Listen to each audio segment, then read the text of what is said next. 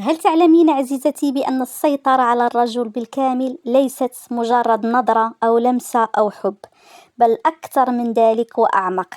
الرجل مهما كان عقلانيا صلبا منطقيا، فهو في أكثر الحالات ديالو يقاد بشيء واحد: الاحتياج الغريزي.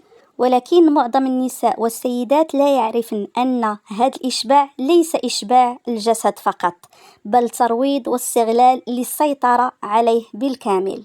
أنا هنا ما كنتحدثش عن التلاعب والمداعبة، بل عن فن قديم تملكه قلة فقط من النساء: فن الأنوثة والسيطرة الواعية.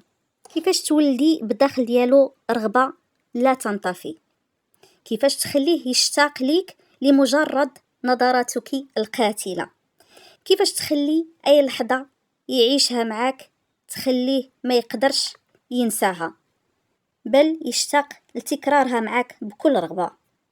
ليس ضعف، بل سيطرة بالكامل.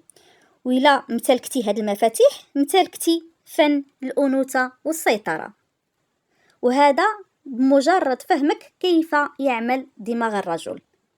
الرجل بخلاف ما يقال ليس إنسان بسيط، بل إنسان صعب تدفعه الغريزة ويقوده العقل.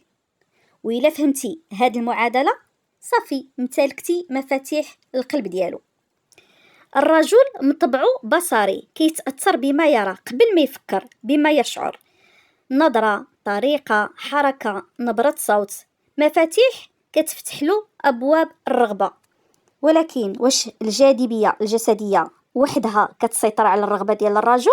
لا، فهناك الإثارة الذهنية، أي الرجل لا ينجذب إلى الإثارة الجسدية، بل للمرأة التي يحتار أمامها، اللي كتخليه في حيرة: هل هي منجذبة إليه أو لا؟ هل ترغب فيه أو لا؟ الإنسانة الغامضة شحال ما كانت غامضة كتكون يعني منجذبة للرجل، واللي كتترك فراغات كتخليه هو يكملها من الخيال ديالو، من خلال النظرات ديالها، الابتسامة اللي كتحمل أكثر من معنى، اللي كتخلي الرجل في حيرة ودوامة نفسية وما عارفش شنو واقع، اللي كتخليه يتعلق بك أكثر فأكثر، وكتصبحي عنده لغز معقد وصعيب الحل ديالو.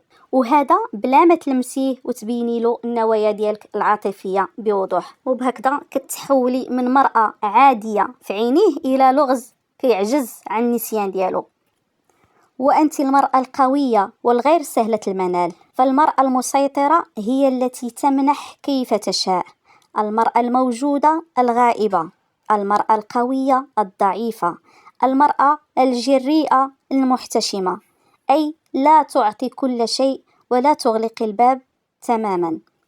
كوني تلك المرأة النادرة التي لا يفهمها يوما، يوما تبتسمين ويوما تكتفين بنظرة صامتة فقط، ويوما تكونين حنونة ويوما آخر تكونين بعيدة.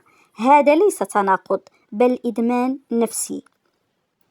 الرجل لا يدمن المرأة المتاحة، بل يدمن المرأة الغامضة التي تجعله في حيرة من نفسه، ولا يعرف كيف يرضيها: هل يبتعد أو يقترب؟ هل تشتاق إليه أو لا؟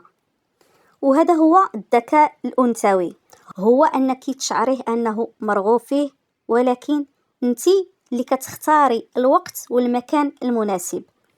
وباش تكوني أكثر تأثير استعملي بعض هاد الخدع البسيطة: تأخري دائما في الرد باش تشعريه أنك لست رهن إشارته في أي وقت، وانسحبي بلذة منين تشعري بالاقتراب ديالو أكثر.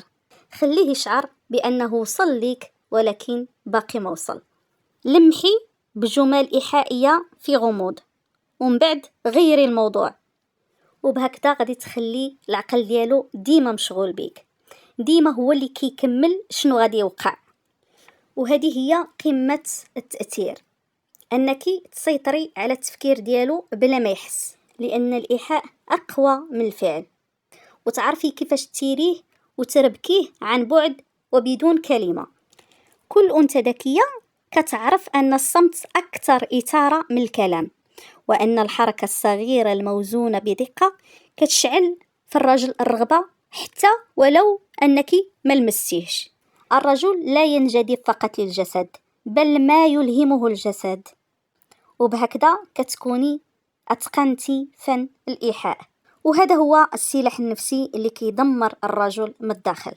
وبهكذا كتدخلي فن الإيحاء اللي كيفسرها دماغ الرجل حسب رغبته المكبوتة، وبهكذا كيدخل في متاهة الجنس العاطفي اللي أقوى من الرغبة الجسدية.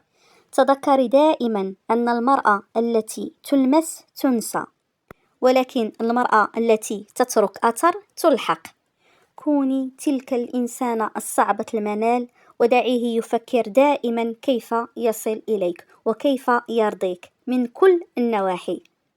والذكاء العاطفي هو أنك تخليه ما يرغبش فيك، ولكن يربط الرغبة بيك وبشروطك، وهذه هي السيطرة النفسية. وتخليه يفهم أنك ماشي مجرد مصدر للمتعة فقط، بل مصدر للاحتواء، الانجذاب العقلي اللي يخليه في حيرة واش بالفعل حبك ولا أنها مجرد رغبة فقط.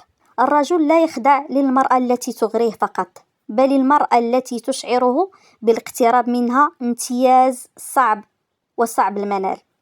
وتذكري دائما أنك لست مجرد امرأة تمر، بل أنت نظرة التي لا تنسى، والأنوثة التي لا تتكرر. دعيه في حيرة وتساؤل وتعلق دون أن تلمسيه.